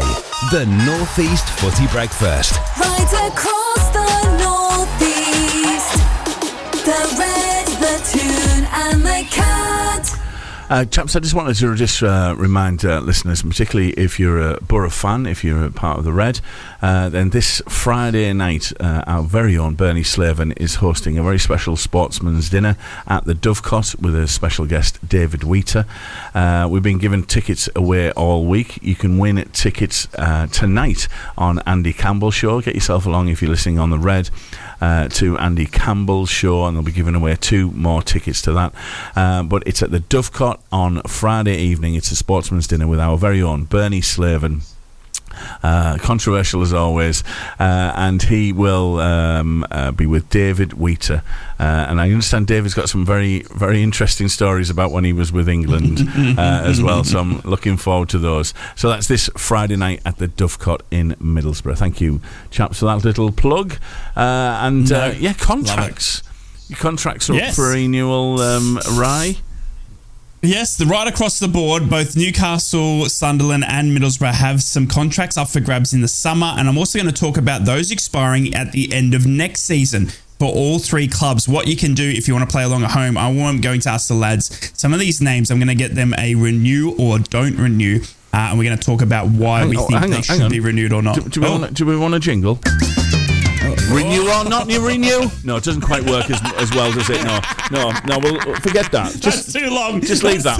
Sorry, I made a mistake. Made a mistake. No, we tried. We tried to turn everything into a bit of a game show here, don't we? We're not allowed. It's only a friendly if Ted's away, though. Don't forget. You can't do serious games. Yeah. All right. We're missing Ted this morning, so we can't do any serious games because it only becomes a friendly, as Steve declared last week. Right. Let's start off with the Borough, lads. Okay. The Borough have got a fair few contracts coming to end at the end of this season. Now, 4 of them are on loan, so it's just a natural. Obviously, they will end. I'm going to start off and give you my answers, and then I'll throw it around. If you don't know the player, you don't. If you obviously, if you haven't shown any interest into watching the other teams, then you don't have to answer. But I'm gonna start off with Luke Thomas, who is on loan at the Borough, and I'm going to say let him go, please. We have got Bangura and we have got Engel in that left back position. So Luke Thomas for me will not be renewed, I would think. Lewis O'Brien, please go and sign him on a permanent. He is on loan currently from Nottingham Forest. I would love to see Lewis O'Brien stick around. Yeah. Paddy McNair is a big one for me. I think that's going to be the biggest talking point for us. Paddy McNair has been with the Borough for the past 6 years, but he was in that era of the Premier League promotion that we had, and he signed a new deal when we got promoted, and he is on some big money as Paddy McNair. So I think Paddy McNair, look, I would like to say we re-sign Paddy McNair, but it's one of those take it or leave it situations for me, and I think if we do renew Paddy McNair, it's going to have to be on a massive pay cut. Whether he can go and get that type of money from somewhere else, I'm not too sure. But for me, Paddy McNair's an interesting one. And at the moment, I'm going to have to say, yes, I'd renew him, but it's going to be on a hefty pay cut. But I'd love to see Paddy McNair at the Borough still next season. Sam Greenwood for me, he's on loan from Leeds. I don't want to see Sam Greenwood at the Borough next season. I think we've got enough attacking midfield talent in that side to cover for Sam Greenwood. He has been a fantastic asset, but I just don't think Middlesbrough will trigger that one. Luke Ayling, Bill, as he's nicknamed. Tough one. 32 years old. You would argue Dyke still probably hasn't been cutting it. You would argue Tommy Smith, who's also 33, I believe, is probably, you saw the season-ending injury there. So, that's a tough one for me. I would like to see Borough dip in and get a youngster, a young right back, someone like a Rav Vandenberg sort of talent to cover the 32-year-olds. Would I keep Bill? Jeez. I might have to discuss that one with you. I'm going to discuss that one with you, Dazzy boy, because that's a tough one for me. Johnny Howson, please, yes, do it right now. I will chip in. Go and get that done today, Borough. Jonathan Howson needs to sign a 6-year contract, keep until he's 41, at least. A minimum 6-year contract for the GOAT, Johnny Howson. He has been fantastic. My goodness me. And Jamie Jones, that third-string goalkeeper that we haven't seen all season. He's a 35-year-old backup keeper. Take it or leave it to me. It's Tom Glover and Senny Dieng between those two. We do need a cover if any of them get injured, but to me, Jamie Jones is, I don't know. You don't really matter with that one. Right, Daz, we'll cover Borough first. What are your thoughts? And I'll start with Luke Thomas, the left back that's on loan from Leicester City. He can go back. He's what, worth 8 million apparently in the market value. 8 million for him to buy him. That's not an 8 million player. He looks decent. But is he better than what we've got? That was a strange noise. No, he's not. So no for me. Lewis O'Brien is the interesting one. I'm with you. I think I'd like to see him stay and have a run in the team. He's looked really sharp when he's come on. The thing about Paddy McNair for me is that it actually fits in with this. Paddy McNair.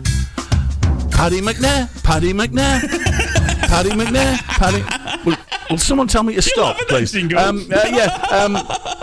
Sam Greenwood. No.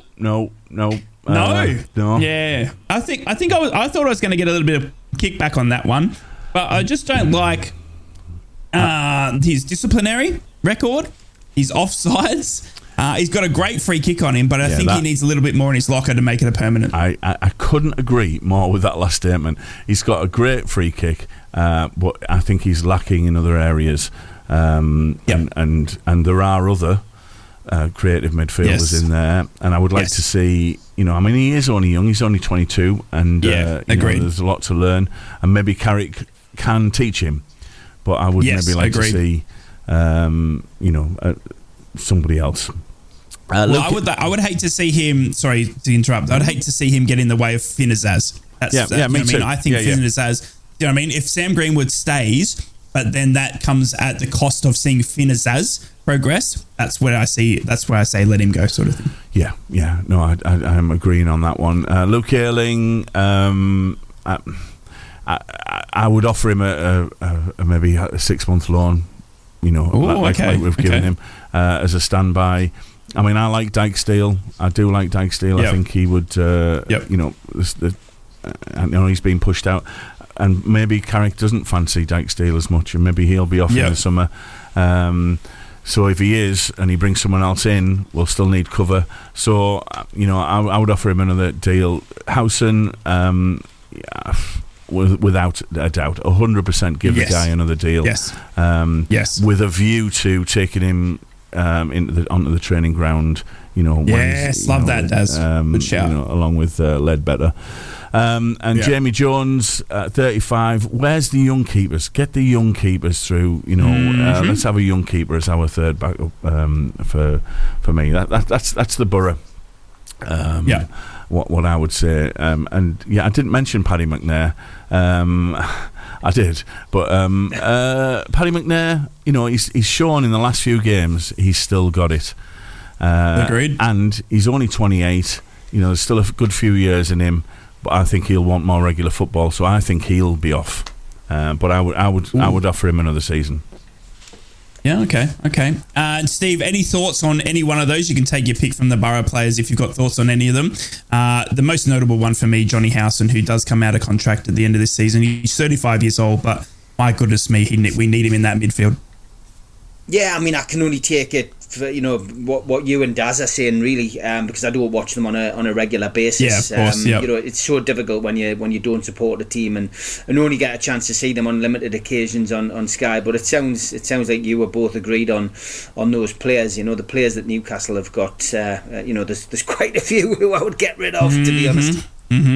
Yep. Well, let's go on to that right now. Let's go across to Newcastle United now. We're going to talk about contracts that are expiring in 2024. Now, there is a few, but I tell you what, there's a lot more coming out in 2025 for Newcastle United as well that we might need to cover. Right, so expiring in 2024 for Newcastle United. So at the end of this season, you've got Lewis Hall, who's currently on loan, but he has got an obligation to buy, Steve. Are we keeping Lewis Hall, or are you letting him go back? Well, we haven't seen enough of him, but what we've seen of him, he's good. It seems as if this is some kind of weird scenario that has been created by FFP. But Eddie Howe has come out and said that he is, you know, one for the future, somebody who will be playing at Newcastle for a long, long time. And it looks as if he will be staying, and I think most Newcastle fans will be happy about that, because there's no doubt about it, the kid's talented. So keep Lewis Hall. Keep Lewis Hall. Okay, Karius, the goalkeeper, he's out of contract this summer. Yeah, I don't understand really why we would keep a hold of him, because, you know, the time that he's had on the pitch is limited. Of course, you know, due to injury, he and suspension, he's managed to come in and play in the Carabao Cup final. He's played, you know, the games he's played have been huge games for Newcastle, but I can see Newcastle keeping him if they don't get a replacement in. That's the problem. If Newcastle are going to go big in the transfer window and try and attract a new goalkeeper, then Karius will go. If a new goalkeeper isn't on the shopping list, then they will possibly offer Karius another 1 year's extension, because the guy seems happy to sit on the bench. So that's a question mark. I don't know. I mean, for me, if they bring a new goalkeeper in, of course, we should be looking at offloading a goalkeeper. But if we aren't bringing a goalkeeper in, then we're going to need to keep a hold of him. So question mark over Karius. Now, it's good you mentioned that, because you have got another goalkeeper in Mark Gillespie also out of contract. Would you keep Mark Gillespie, 31 years old? No Champions League next year, so this ludicrous situation where you have, you know, players born in the area or homegrown players doesn't come into the equation next season. So potentially, if there was a goalkeeper to go, maybe it could be Mark Gillespie. If he's out of contract, then yeah, I could see him. You know, having to find a new club in the summer. So yeah, I would personally, out of the two goalkeepers you've mentioned, Mark Gillespie would be the one that I would say goodbye to. Okay. Matt Ritchie, 34 years old, out of contract in the summer.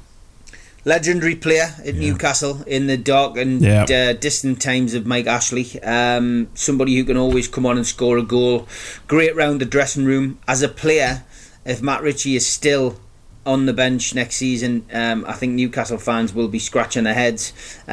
He should really get a thank you at the end of the season, and he shouldn't be anywhere near the first team next year. However, he should be near the first team on a coaching level. I think he's taken his coaching badges. He's great around the dressing room. He's part of the Eddie Howe, part of the Eddie Howe team, if you like. And maybe if there was an opportunity to bring him in as a coach, then that should be considered. But I still think he's got desire to play. I think he still wants to potentially go off and play for another club before. I think he's fit enough. I think he thinks he can still offer something. Football's in his blood, so. Yeah, I think a farewell to Matt Ritchie at the end of the season would probably be the best thing for all, and maybe come back as a coach in the future. You're right. He's got a bit of a legendary status there. I remember him in that championship era, just tearing it up. And the last one from Newcastle that comes out of contract this summer is Paul Dummett, the centre back, who is 32 years old. It's an interesting one. I mean, the guy's never played. When he did play against Manchester United in the Cup, he didn't let us down. Again, he's another one of these players that you hear is good around the dressing room, good for young players, local lad. But honestly, there's no room for sentimentality, and we can't keep holding on to the past. And unfortunately, we've seen we've seen Jamal Lascelles contract now extended for another year due to a clause in his contract that's been triggered. And if you're going to continue to keep these players, then how can you bring new players in and how can you progress? It is very, very. It's a strange situation. Sentimentality to one side. I'd say thanks to Dummett and move him on. But I've got a feeling that along with the likes of Lascelles, Kraft, etc., I've got a feeling that Dummett could get another 1 year extension because of FFP. But me personally, I'd say thanks very much, Paul, for everything you've done, but I would move him on. Interesting. Now, at the end of next season, so in the end of 2025, so you've got another 12 months to consider this. These are the names that are going to are entering their last season at Newcastle United. Well, their last year of contract, last 12 months. Steve, just quick fire again, and I think there's a few in there. I think Joe Linton, obviously. Joe Linton is out of contract June 30, 2025. We're renewing him, right? It's already been done, we believe. Yeah, I mean, look, there's a lot of talk about Joe Linton's contract at the moment. There was helicopters in and out a couple of weeks ago, which I've never seen before. Coming in and out of the place in Newcastle, just south of the ground, the heliport, and a lot of people were saying that this is an agent's helicopter and it's Joe Linton's. And then lo and behold, after the Wolves win, Joe Linton's in the dressing room area welcoming these players in on nufc.co.uk TV. So from my perspective, I think it's been done, but yeah, 100% you need to keep him, and if he means that he's going to be the highest paid player at the club, then so be it. But yeah, we need to keep a hold of Joe Linton. Ooh. Sean Longstaff, he's expiring. He's only 26. He's expiring June 30, 2025.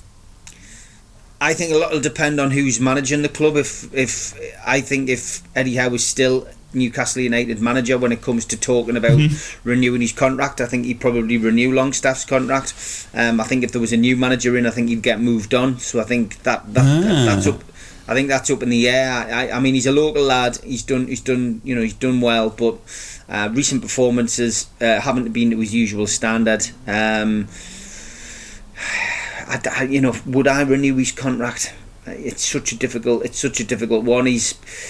Because if you want to progress, you have to be better than Sean Longstaff. But he is sometimes like the glue that fixes that midfield together. So, yeah. Question mark over that one. I couldn't give an answer on that one until I know how we're going to progress. But yeah, it wouldn't be a shoe-in, but I wouldn't say yes on getting rid of him. I would need to be persuaded that it would be worth keeping a hold of him over the next 2 years. It'll be interesting to see if any of these get done in this summer as well, considering they are entering their last 12 months. You've got Callum Wilson out of contract, 2025. Newcastle need a striker to go with Callum Wilson and Alexander Isak. I think if Wilson was prepared to sit on the bench and be a number 3, third choice when either of the others were injured, then I think I would offer him at least another year. Because of his goal record, his goal ratio is wonderful at Newcastle. But if Newcastle are going to bring in, additional strikers, then maybe cash in on him, to help FFP. He's not going to improve now. His injury record has been dire at Newcastle. If we could get 25 million for him, 30 million for him, and bring in somebody else, I think that would be great. I don't know whether I'm pushing it with those kind of, that kind of money for somebody like that, but he scores goals. Imagine somebody like that going to, say, Sheffield United, Luton, or Bournemouth, or whatever. It gives them something. Bournemouth could be a return for him. I'm not sure. I mean, he may drop into the Championship. Some players never want to do that. Some players like Peter Beardsley went down from the Premier League to the Championship to the, to playing for Hartlepool United. So anything can happen. But some players just don't want to do that. They want to quit at the top. I don't know whether Callum Wilson would do that. Captain Kieran Trippier, he's out of contract June 30, 2025. 33 years old at the moment. He will leave in the summer.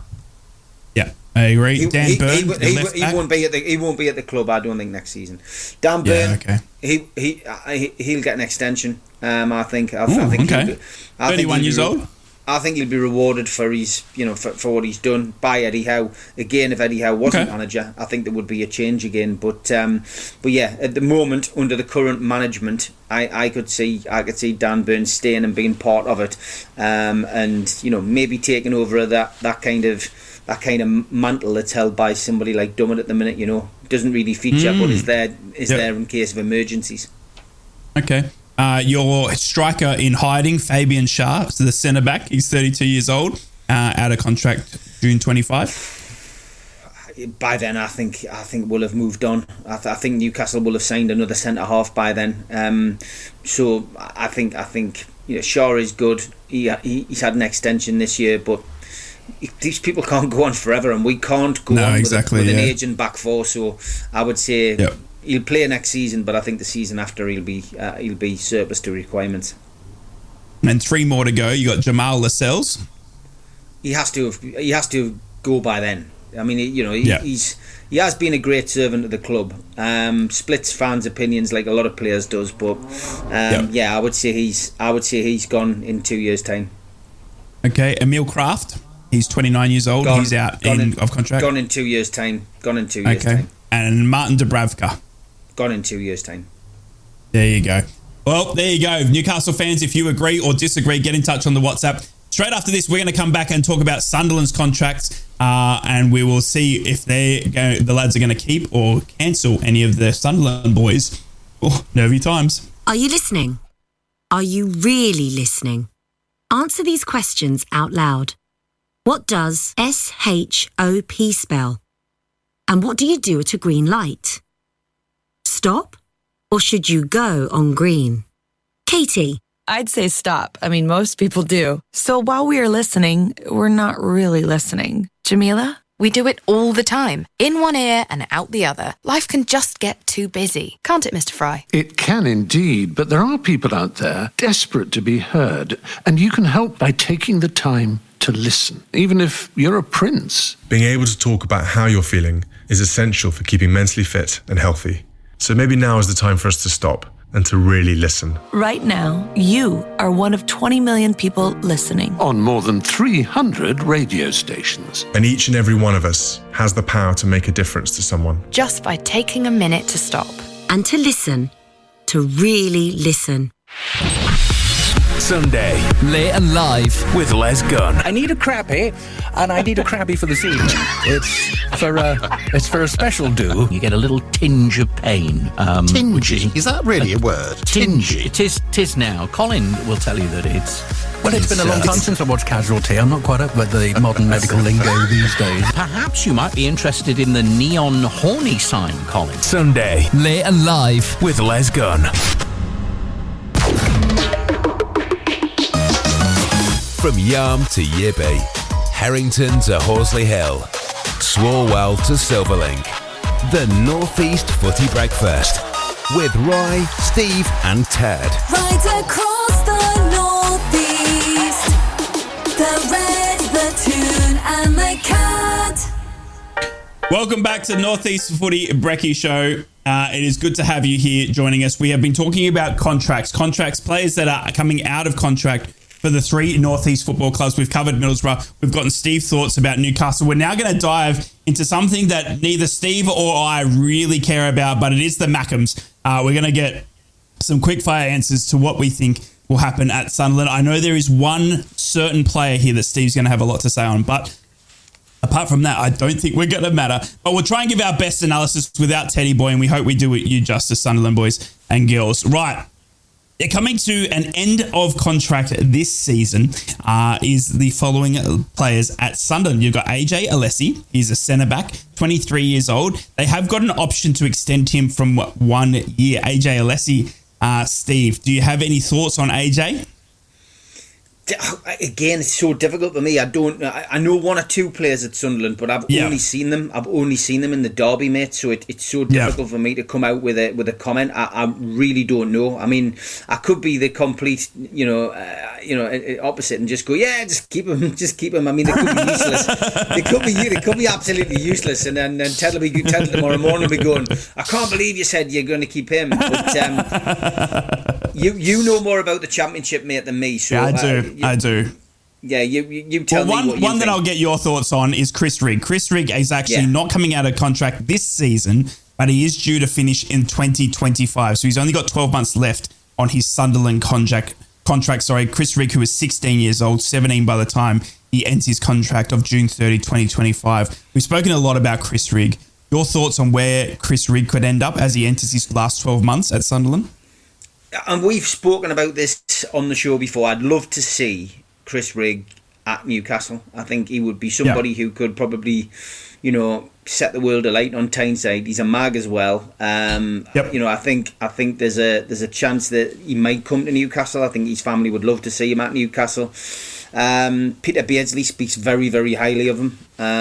Peter was the man who discovered him and gave him the opportunity. So, you know what? From my perspective, I think it could be a deal that'll be done. And people might say, well, how they'll never sell him to Newcastle, but Sunderland need the money. Newcastle have the money, and I think that could be I genuinely think that could be a potential signing in the summer. One for the future. But 100%. I genuinely think that could be something that Newcastle are looking at and could happen in the summer, mate. Very interesting there. Right, now I'm going to do quick fire here for you Sunderland fans because, again, we don't really know. We don't want to comment without Ted, but I'm going to say that these following players, I'm going to go out on an arm and a leg here because I'm pretty confident that you're not going to renew these boys. So these 3 lads are coming out of contract. One's on loan, Mason Burstow, who's on loan from Chelsea. I 100% guarantee that Mason Burstow is not going to be renewed at Sunderland. He has not done enough for me as a centre forward. And I think he's been blocking the path of Roosen too much. Bradley Dack, well, we can laugh at that one, can't we, Sunderland fans? That has been a horrible signing, that one. And that is that he has not played at all. And he's so injury, and I believe he's got one of the richest contracts at Sunderland as well. So Bradley Dack's been an absolute fail. Get rid of him. Corey Evans, the club captain. Tough one for me. We've spoken to Teddy about this a few times on the show. Corey Evans comes out of contract in this summer. Corey Evans is 33 years old. He is the captain. He has missed the majority of the season with a really bad injury. Could I see Corey Evans run around again? Jeez, he'd be 34 years old. 34 years old, club captain. I think give him another year. And give him a chance to go into that coaching role, like we said with Johnny Howson. Is he a Johnny Howson, do you think? Well, I mean, I think he is. Daz. The problem for me with Corey is that he's injuries now. Do you know what I mean? He's at that stage where can his body keep up? Do you know what I mean? Where Johnny Howson is showing that he just got injured just recently against Preston and he was able to bounce back pretty quickly at 35 years old. Do you know what I mean? So can Corey Evans go again? If he comes back and and can stay fit, then of course you want him. There's no better man in the Sunderland midfield than the club captain Corey Evans. So of course you would want him to go around another year, but it's just whether can his body keep up. That would be the main question for me. But get in touch, Sunderland fans. Let me know about Corey Evans, your club captain. Yeah. Would you have him for another year? At the age of 34, I think he could do a job in the Championship. I really do. but he just needs to get his body right. Yeah, I mean, I think if he is a good player without a doubt, and he probably could do well for them in another year. So I say get rid. I agree, and that's the thoughts of Steve, Rye, and Daz on the Sunderland. Get rid of all of them, sack them all, we'll take a bunch of youngsters into the season next year, and get Michael Beale back. That's our thoughts. Get Michael Beale back for a 12-month contract. You're in trouble tomorrow. I know he is. He is, isn't he? I'm in big trouble. Hang on, can I just do this? Get Michael Beale back. No, that doesn't work either. Sorry. No more of those. Lads, no more. We've been talking about. Well, I was just going to bring up the topic that started it. Now we're going to talk about the Champions League. The Champions League draw next season being completed by a computer. Can you believe it? They've announced overnight that the Champions League draw will now no longer be ball in the bingo ball. It'll be clubs will be manually drawn initially. Then a computer will take over and select their 8 opponents for the 36-team league. Is this dodgy or good? Dodgy or good? Dodgy or good? Dodgy or good? Dodgy or good? Dodgy or good? Dodgy or good? Dodgy or good? I love it. I absolutely love it, Daz. Well done. Steve, I'll start with you. You experienced Champions League football under Newcastle this season. They're talking about picking, I mean, you might not have gotten the group of death if it had been left up to a computer. Yeah, I mean, the Champions League draw, I remember watching it last year thinking, what on earth? Talk about making something complicated. Something which should be so simple is just, the rule book. I remember reading it going, what? How on earth are you supposed to work this out? And again, it just seemed to make it as difficult as possible for anyone who dares threaten the not the big six but the big teams around Europe. And it led to Newcastle, of course, going straight into the group of death, which, if that's not paranoia on my behalf, it happened. It's there, it's done. But yeah, I mean, let a computer do it. Yeah, fair enough. Instead of the random act of someone picking something out of an egg, on a pedestal. But I mean, they make a whole show of it. It's not for me. Like it was awful. The experience of watching it was awful, and it's all supposed. They make it like the Oscars. But to let a computer do it, I suppose you're leaving it open to criticism. Then people go, well, it's fixed. But at least when they're pulling the balls out of a hat, then it makes it.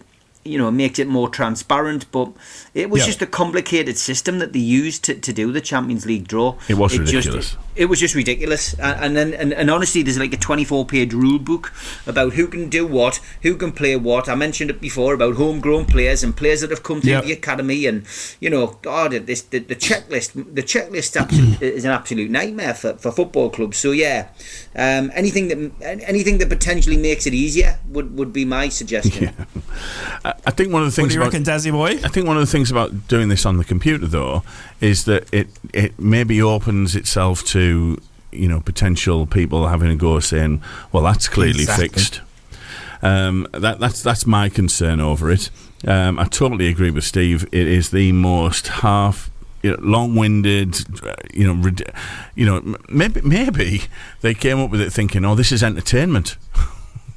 This will keep people entertained, but it certainly wasn't, was it? It was ridiculous, and they've all become a little bit farcical like that.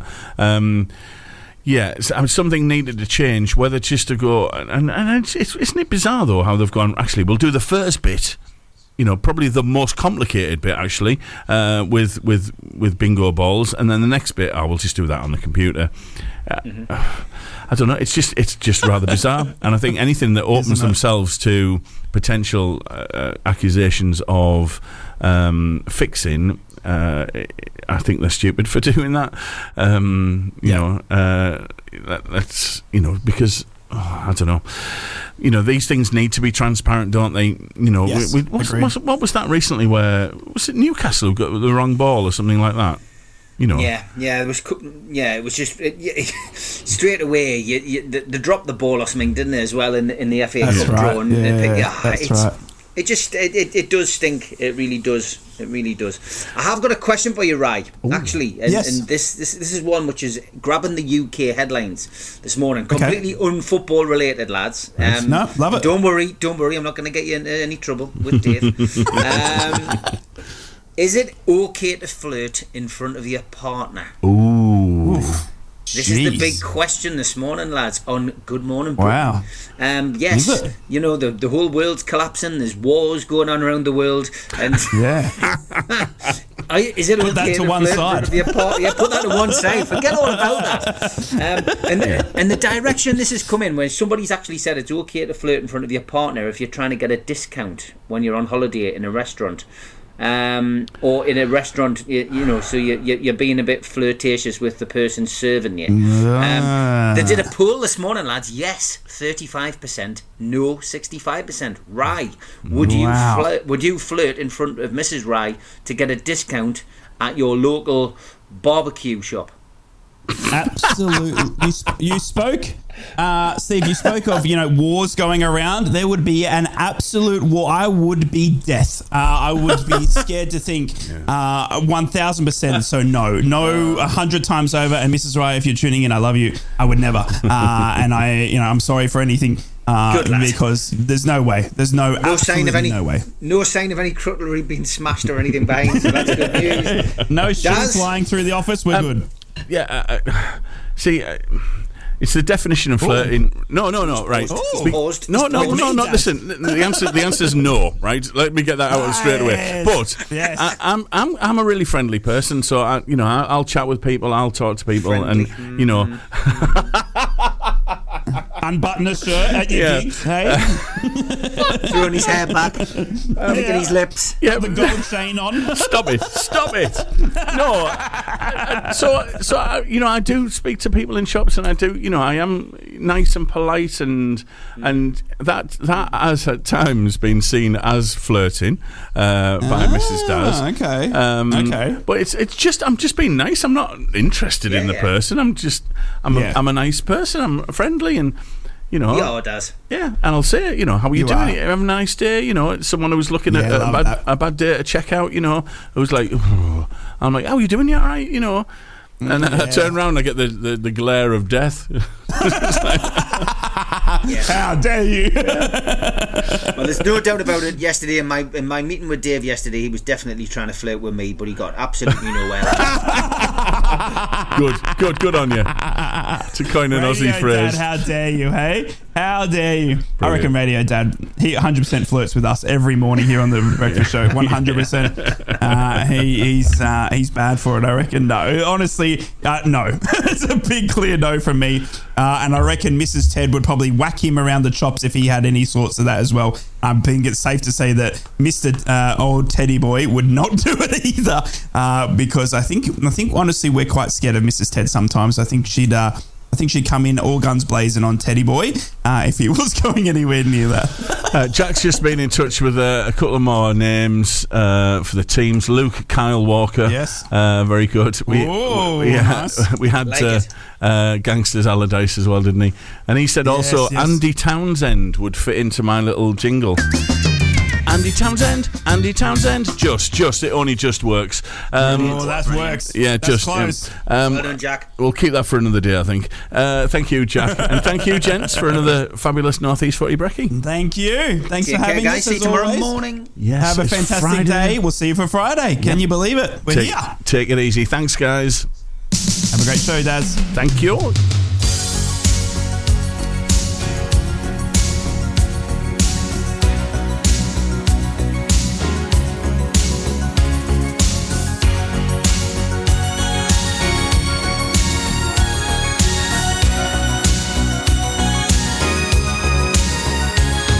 Looking in your eyes, I see a paradise. This world that I found is too good to be true. Standing here beside you, want so much to give you this love in my heart.